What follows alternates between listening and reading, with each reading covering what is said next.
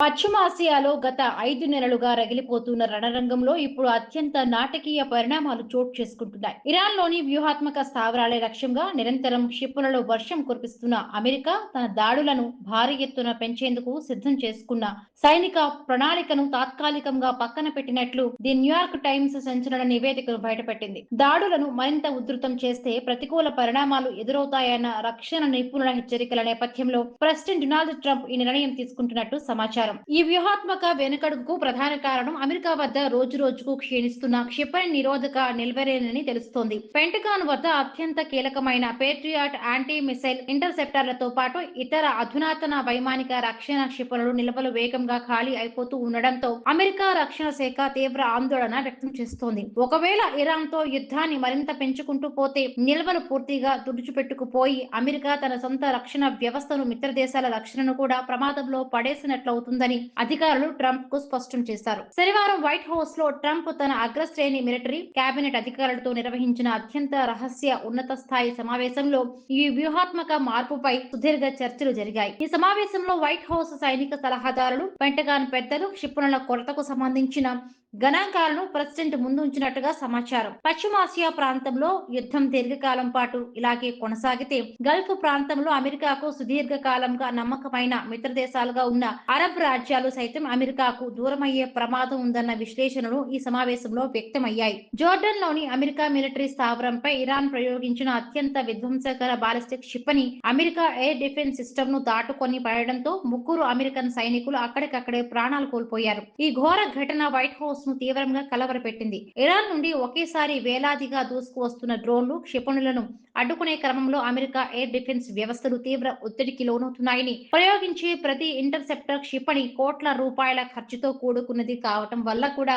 Pentagon నిల్వలు ప్రమాదకర స్థాయికి పడిపోయాయని మిలిటరీ వర్గాలు అంగీకరిస్తున్నాయి. America joint chiefs of staff chairman general Dan Caine White House private సంభాషణలో ట్రంప్ ను తీవ్రంగా హెచ్చరించినట్టు అత్యున్నత వర్గాల సమాచారం. ఇరాన్ పై పూర్తి స్థాయి భారీ సైనిక విరుచుకుపాటుకు దిగే సైనిక సామర్థ్యం అమెరికాకు ఇప్పటికీ ఉన్నప్పటికీ ఆ చర్యల వల్ల పశ్చిమాసియా బాధ్యతలు చూసే సెంట్రల్ కమాండ్ వద్ద అందుబాటులో ఉన్న ప్రతి ఇంటర్సెప్టర్ ను వాడాల్సి వస్తుందంటూ ఆయన తెలిపారు.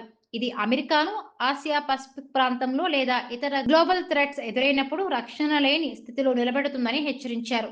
మరొక వైపు white house communications director Steven Chiang ఈ వ్యవహారంపై స్పందిస్తూ పలు ఆసక్తికరమైన వ్యాఖ్యలు చేశారు.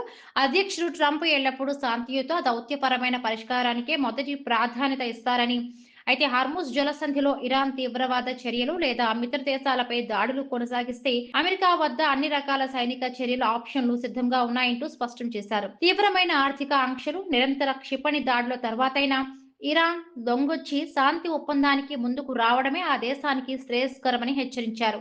ఇరాన్ పై దాడులను మరింత తీవ్రతం చేయడం వల్ల అనుకున్న ఫలితం దక్కదని ట్రంప్ అంతర్గత వర్గాలు కూడా అభిప్రాయపడుతున్నాయి. ప్రతిపక్షాలు, మిలిటరీ విశ్లేషకుల అంచనాల ప్రకారం ఇరాన్ పై క్షిపణి దాడులు పెంచిన కొద్దీ ఆ దేశంలో తీవ్ర నిరసనలు తగ్గడం పక్కన పెడితే అక్కడ ఇస్లామిక్ విప్లవ దళాలు, పౌరులు బాహ్య శత్రువుపై పోరాడేందుకు మరింత ఏకమవుతారంటూ కూడా ఒక సీనియర్ అమెరికన్ అధికారి వ్యాఖ్యానించారు. ఈ సైనిక చర్యలు ఇరాన్ నాయకత్వాన్ని చర్చల పట్టిక వద్దకు తీసుకురావడానికి బదులుగా రాజీ పడని కఠిన వైఖరికి పురుకొల్పుతున్నాయనే వాదన బలంగా వినిపిస్తోంది.